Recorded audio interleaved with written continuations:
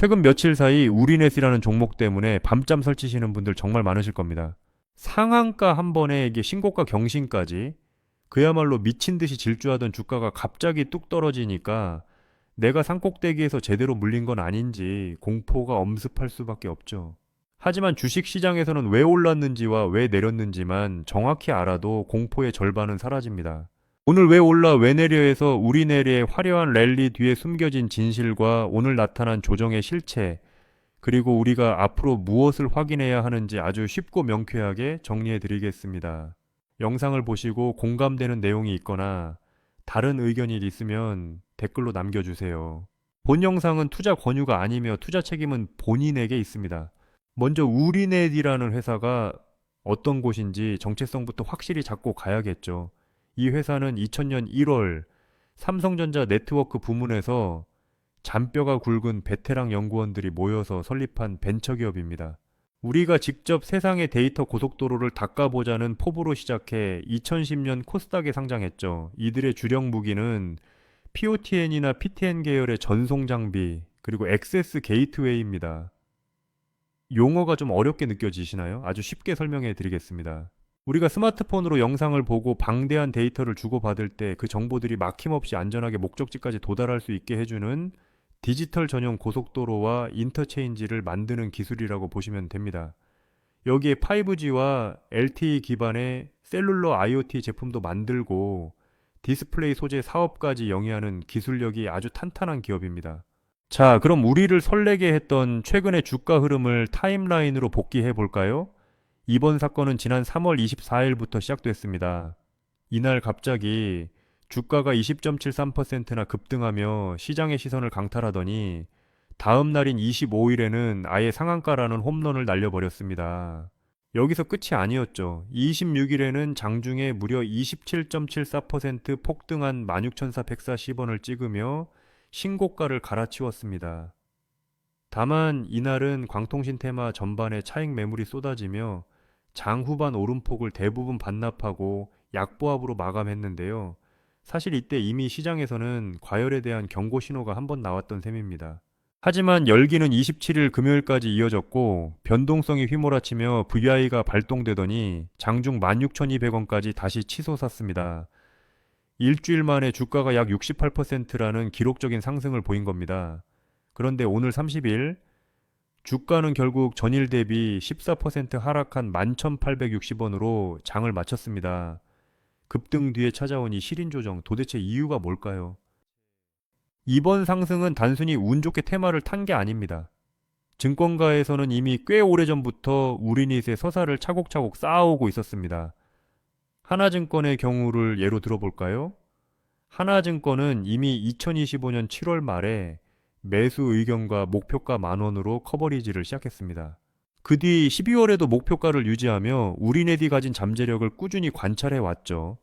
그러다가 이번 3월 25일 드디어 목표 주가를 15,000원으로 전격 상향하며 불을 지핀 겁니다. 하나증권은 우리넷을 국내 PTN 시장 점유율 1위 업체로 평가하고 있습니다. 여기에 덧붙여 정부 주도의 5GSA 전환 및 피지컬 AI 트래픽 증가에 따른 강력한 수혜 후보로 우리넷을 꼽았습니다. 여기서 5GSA 전환이 왜 중요한지 잠깐 짚어보겠습니다. 기존 5G가 LTE의 힘을 빌렸었던 반쪽짜리라면 SA는 순수하게 5G 기술로만 돌아가는 망입니다. 하나증권은 이 망으로 갈아타는 시점에 우리넷 같은 전송장비 업체들의 수요가 커질 가능성을 매우 높게 보고 있습니다.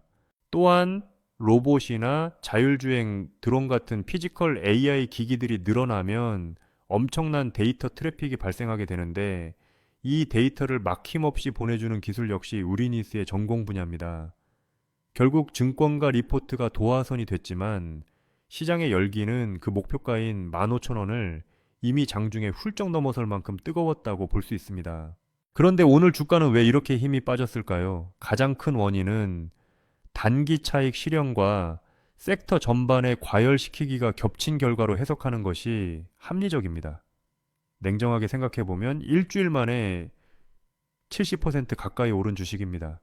단기 투자자들 입장에서는 이보다 더 달콤한 수익이 어디에 있겠습니까? 실제로 상한가를 기록했던 25일 하루만 봐도 외국인은 약 25만 주 이상을 팔아치우며 수익을 확정짓는 모습을 보였습니다. 여기에 이미 지난 26일부터 광통신 관련주들이 장중 급등 후 오름폭을 급격히 줄이는 모습이 포착됐는데 우리네스도 당시 16,440원까지 갔다가 약보합으로 밀렸던 전력이 있죠. 오늘 30일 역시 섹터 전반에 하락 압력이 거세지면서 우리네스도 그 흐름을 피하지 못한 것으로 보입니다. 즉 우리네스만의 개별 악재라기보다 시장 전체가 너무 빨리 올랐다며 잠시 열을 식히는 타이밍이라고 이해하시면 편합니다. 이제 여러분이 가장 걱정하시는 실적 숫자의 비밀을 풀어드리겠습니다. 매출이 반토막 났다던데 정말 괜찮은 거야 라고 물으신다면 여기엔 아주 거대한 기저효과라는 착시 현상이 숨어 있습니다. 기준을 명확히 나눠서 말씀드릴게요. 2025년 3분기 누적 기준으로만 보면 매출이 전년 대비 44.2% 줄고 영업이익도 88.6%나 감소한 건 팩트입니다. 2025년 연간 전체 연결 기준으로 봐도 매출액 약 755억 원에 영업이익 약 19억 원 수준으로 전년 대비 많이 줄었죠. 하지만 이건 우리네이 갑자기 일을 안 해서가 아닙니다. 2024년이 워낙 역대급이었기 때문입니다. 2024년 실적을 보면 매출 1316억 원에 영업이익 201억 원이라는 어마어마한 성적을 냈는데 이는 KT와 함께 진행한 약 799억 원 규모의 차기 국방광대역 통합망 장비 구축 사업 덕분이었습니다. 평소보다 성적이 너무 잘 나왔던 우등생이 다음 시험에서 평소 실력대로 하니까 점수가 떨어진 것처럼 보이는 원리와 같습니다. 진짜 실력을 보시려면 일회성 사업을 떼고 봐야 합니다.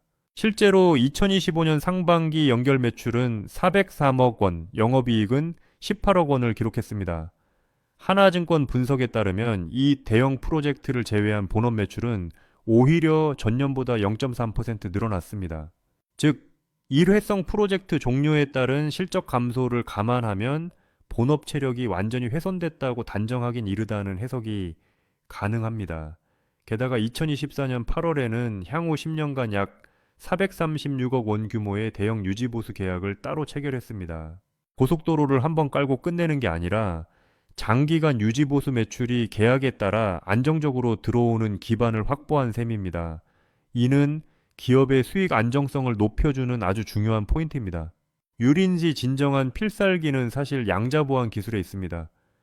이건 그냥 최근에 유행하는 테마를 억지로 붙인 게 아닙니다. 유리넷은 이미 2021년부터 과기정통부의 양자암호통신 시범 인프라 사업에 참여하고 하드웨어 암호 모듈에 대해 국가보안 인증인 KCMVP 인증을 받는 등 탄탄한 트랙 레코드를 쌓아왔습니다. 특히 우리넷은 양자통신 암호화 장비인 QENC, 양자키 분배 기술인 QKD, 양자키 관리 시스템인 QKMS, 그리고 양자 내성 감호인 PQC까지 모두 확보하고 있는 하이브리드형 양자 보안 플레이어입니다.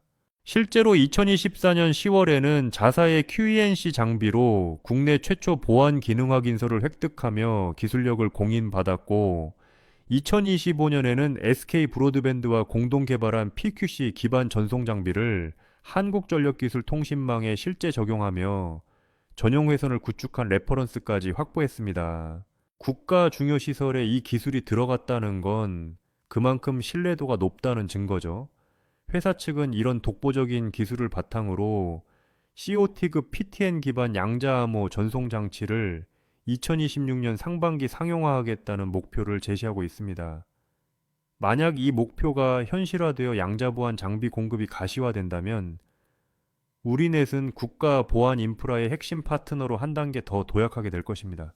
최근에는 오믈렛이라는 AI 전문 기업과 함께 AI 기술을 국방통신망에 얻는 솔루션까지 공동 개발하고 있으며 2028년 완료를 목표로 6G 차세대 네트워크 국책과제까지 주관하고 있으니 미래의 성장 엔진은 아주 든든하게 장착한 셈입니다. 주식시장에서 숫자로 증명되지 않는 테마는 위험하지만 유리네스처럼 실제 국가 인증을 받고 적용 사례를 만들어가는 기술은 그 무게감이 다릅니다. 오늘 분석해드린 것처럼 우리넷은 일회성 프로젝트의 그림자가 걷히고 유지보수 매출의 기여와 양자보안 장비 공급 가시화 여부를 본격적으로 확인할 2026년을 향해 가고 있습니다. 오늘의 조정에 너무 일희일비하기보다는 섹터 전체의 흐름과 기업이 가진 본연의 가치가 어떻게 숫자로 증명되는지 차분하게 지켜보는 지혜가 필요한 시점입니다. 비록 시가총액이 작아 변동성이 크고 오버행 리스크도 체크해야 하지만 인프라 변화라는 거대한 파도 속에서 우리넷이 닫고 있는 데이터 고속도로의 가치는 여전히 유효해 보입니다. 저희 채널은 주가가 왜 오르고 내리는지 매일 분석하고 있습니다. 다음 기회를 보시려면 구독해 두시기 바랍니다. 이상 왜 올라 왜 내려였습니다.